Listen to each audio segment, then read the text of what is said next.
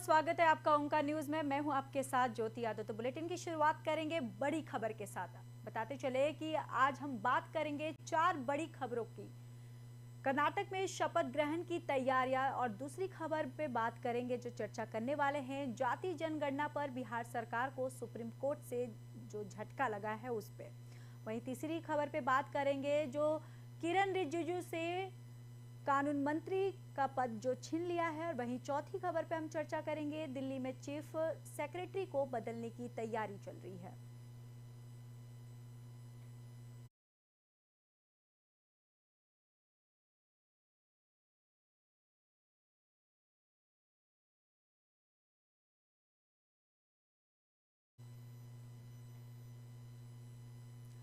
तो वहीं अब आपको बताते चले कि कर्नाटका में सीएम जो चेहरा है वो कांग्रेस ने तय कर दिया है। दरअसल सिद्धारमैया और डीके शिव कुमार के बीच पशुपेश की स्थिति में फंसी कांग्रेस ने लंबे विचार और मंथन के बाद कर्नाटक के मुख्यमंत्री के नाम पर फैसला किया।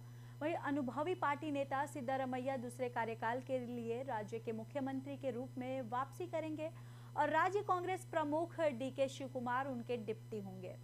कांग्रेस की पूर्व अध्यक्ष सोनिया गांधी ने मुख्यमंत्री संकट का सम्मान करने में शांति दूत का काम किया है। वहीं शपथ ग्रहण समारोह शनिवार को होने की संभावना जताई जा रही है। 10 मई को 224 सदस्य विधानसभा के चुनाव हुए थे, जिसमें कांग्रेस ने 135 सीटों के साथ एक साधारण बहुमत हासिल किया, जबकि सत्तारूढ़ बीजेपी और जनता दल ने 66 और 19 सीटें हासिल की। वहीं कांग्रेस अध्यक्ष मल्लिकार्जुन खड़गे कर्नाटक सरकार के गठन के लिए आम सहमति पर पहुंच गए हैं और शपथ ग्रहण समारोह 20 मई को दोपहर 12:30 बजे बेंगलुरु में होगा।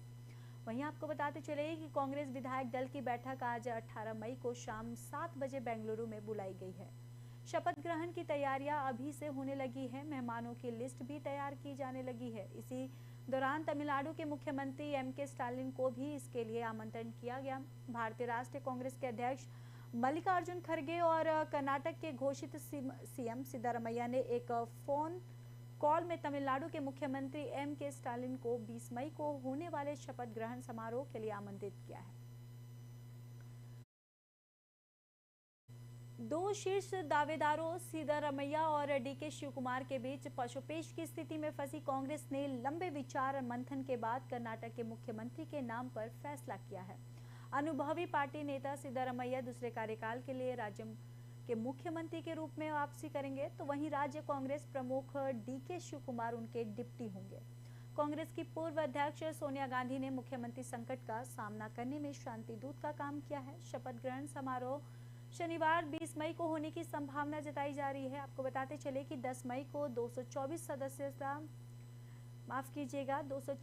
सदस्य विधानसभा के चुनाव हुए थे, जहां पर कांग्रेस ने 135 सीटों के साथ एक साधारण बहुमत हासिल किया है, जबकि सत्तारूढ़ बीजेपी और जनता दल ने 66 और 19 सीटें हासिल की। वहीं कांग्रेस अध्यक्ष मल्लिकार्जुन खड़गे कर्नाटक सरकार के गठन के लिए आम सहमति पर पहुंच गए हैं। शपथ ग्रहण समारोह 20 मई को दोपहर 12:30 बजे बेंगलुरु में होगा। कांग्रेस विधायक दल की बैठक आज 18 मई को शाम 7 बजे बेंगलुरु में बुलाई गई है। वहीं शपथ ग्रहण की तैयारियां अभी से होने लगी है। मेहमानों की लिस्ट भी तैयार की जाने लगी है। इसी दौरान तमिलनाडु के मुख्यमंत्री एम.के. स्टालिन को भी इसके लिए आमंत्रण मिला है। बताते चले कि भारतीय राष्ट्रीय कांग्रेस के अध्यक्ष मल्लिकार्जुन खड़गे और कर्नाटक के घोषित सीएम सिद्धारमैया ने एक फोन कॉल में तमिलनाडु के मुख्यमंत्री एम.के. स्टालिन को 20 मई को होने वाले शपथ ग्रहण समारोह के लिए आमंत्रित किया।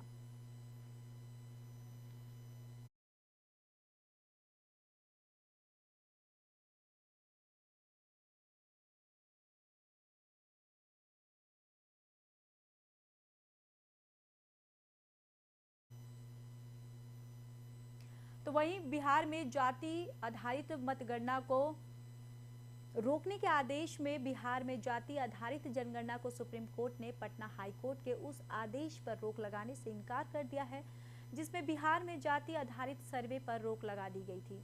वहीं राज्य सरकार को 3 जुलाई को हाई कोर्ट के समक्ष बहस करने के लिए कहा गया है, जहां मामला अभी भी लंबित है। पटना हाई कोर्ट द्वारा इस जनगणना पर रोक लगा दिए जाने के बाद हाल ही में राज्य सरकार ने सुप्रीम कोर्ट का रुख किया था। पटना हाईकोर्ट में अलग अलग याचिकाओं पर सुनवाई करते हुए राज्य सरकार को निर्देश दिया गया था कि वह जाति आधारित गणना को तुरंत रोक दे और यह सुनिश्चित करे कि पहले से ही एकत्र किए गए डेटा को सुरक्षित रख जाए और अंतिम आदेश पारित होने तक किसी के साथ शेयर न किया जाए। हाईकोर्ट ने मामले में अगली सुनवाई के लिए 3 जुलाई की तारीख निर्धारित की है। तो जाति आधारित गणना को रोकने के आदेश बिहार में सुप्रीम कोर्ट ने रोक लगा दिया है। आपको बता दें कि जिसमें बिहार में जाति आधारित सर्वे पर रोक लगा दी गई थी। राज्य सरकार को 3 जुलाई को हाईकोर्ट के समक्ष बहस करने के लिए कहा गया है, जहां मामला अभी भी लंबित है। पटना हाईकोर्ट द्वारा इस जनगणना पर रोक लगा दिए जाने के बाद हाल ही में राज्य सरकार ने सुप्रीम कोर्ट का रुख किया था। पटना हाईकोर्ट ने अलग अलग याचिकाओं पर सुनवाई करते हुए राज्य सरकार को निर्देश दिया था कि वह जाति आधारित गणना को तुरंत रोक दे और ये सुनिश्चित करे कि पहले से एकत्र किए गए डेटा को सुरक्षित रखा जाए और अंतिम आदेश पारित होने तक किसी के साथ शेयर न किया जाए। हाईकोर्ट ने मामले में अगली सुनवाई के लिए 3 जुलाई की तारीख निर्धारित की है।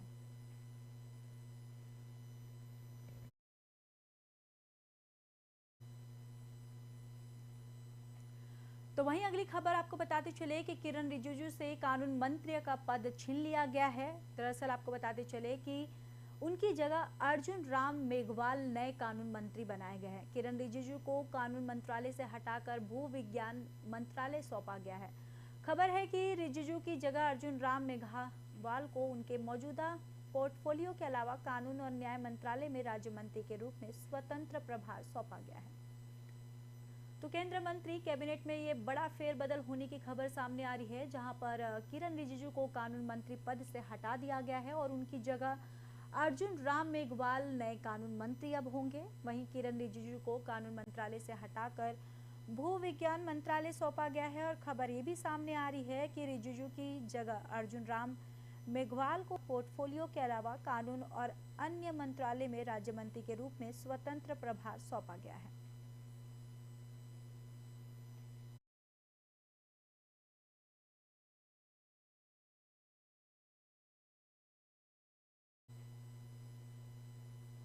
तो वहीं दिल्ली में चीफ सेक्रेटरी को बदलने की तैयारियां कर दी गई हैं। आपको बताते चले कि सीएम केजरीवाल ने केंद्र से मांगी है और इसमें दिल्ली के नए चीफ सेक्रेटरी के पीके गुप्ता के नाम की सिफारिश की गई है। बताते चले कि पीके गुप्ता 1989 बैच के आईएएस अधिकारी हैं। बताते चले कि वर्तमान में मुख्य सचिव नरेश कुमार 1987 बैच के आईएएस अधिकारी हैं। नरेश कुमार 1987 बैच के एग्जीक्यूटिव कैडर के अधिकारी हैं। नरेश कुमार इससे पहले अरुणाचल प्रदेश के मुख्य सचिव थे। केजरीवाल सरकार के प्रस्ताव पर दिल्ली बीजेपी के अध्यक्ष वीरेंद्र सचदेवा ने कहा कि अधिकारियों का परिवर्तन सामान्य बात है, लेकिन सर्वोच्च न्यायालय से नए अधिकार मिलने के बाद केजरीवाल सरकार इसका दुरुपयोग कर अरविंद केजरीवाल सरकार के राजमहल बंगला घोटाले, शराब घोटाले की जांच से जुड़े अधिकारियों को हटा रही है और ये निंदनीय है। तो बताते चले कि दिल्ली में चीफ सेक्रेटरी बदलने की तैयारी चल रही है और जल्द ही पीके गुप्ता दिल्ली के नए सीएस बन सकते हैं।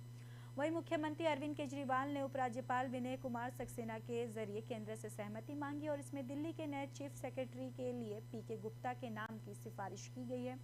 बताते चले कि पीके गुप्ता 1989 बैच के आईएएस अधिकारी हैं। बताते चले कि वर्तमान मुख्य सचिव नरेश कुमार 1987 बैच के आईएएस अधिकारी हैं। नरेश कुमार 1987 बैच के एजीएमयूटी कैडर के अधिकारी हैं। नरेश कुमार इससे पहले अरुणाचल प्रदेश के मुख्य सचिव थे और केजरीवाल सरकार के प्रस्ताव पर दिल्ली बीजेपी के अध्यक्ष वीरेंद्र सचदेवा ने कहा कि अधिकारियों का परिवर्तन सामान्य बात है, लेकिन सर्वोच्च न्यायालय से नए अधिकार मिलने के बाद केजरीवाल सरकार इसका दुरुपयोग कर अरविंद केजरीवाल सरकार के राजमहल बंगला घोटाले, शराब घोटाले की जांच से जुड़े अधिकारियों को हटा रही है और ये निंदनीय है।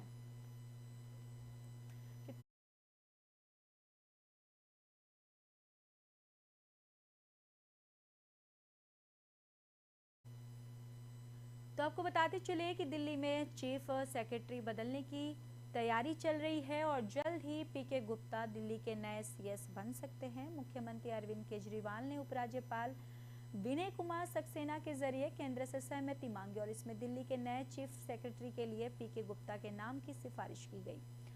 वहीं आपको बताते चले कि पीके गुप्ता 1989 बैच के आईएएस अधिकारी रह चुके हैं और साथ ही साथ वर्तमान मुख्य सचिव नरेश कुमार 1987 बैच के आईएएस अधिकारी हैं।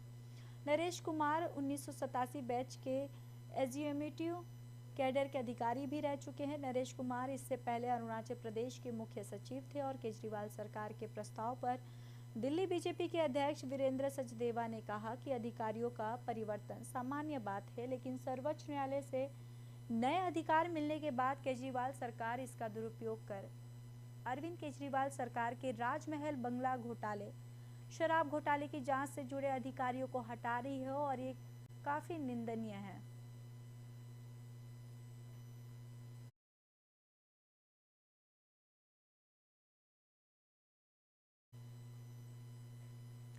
फिलहाल इस बुलेटिन में बस इतना ही। बाकी देश और दुनिया की खबरों के लिए देखते रहिए ओंकार न्यूज।